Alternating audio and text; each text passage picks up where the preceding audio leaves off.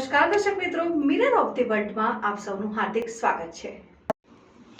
બાજવા પાસે senior citizen મહિલાના ગળામાંથી સોનાની ચેન આંચકી ચેન સ્નેચિંગ કરનાર રીઢ આરોપી સહિતના 2 આરોપીઓને શોધી ચેન સ્નેચિંગનો ગુનો ડિટેક્ટ કરતી વડોદરા શહેર ક્રાઇમ બ્રાન્ચની ટીમ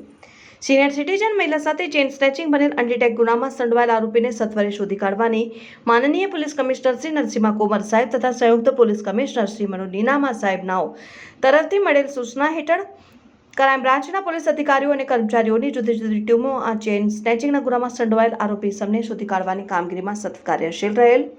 ક્રાઇમ બ્રાન્ચના પોલીસ ઇન્સ્પેક્ટર આરજી જાડેજા નાઓની તોરવણી હેઠળ પોલીસ સબ ઇન્સ્પેક્ટર પીઆર રબારીના ટીમના માણસોએ આ ચેન સ્નેચિંગના ગુનામાં સંડોવાયેલ આરોપી ઇસમની સીસીટીવી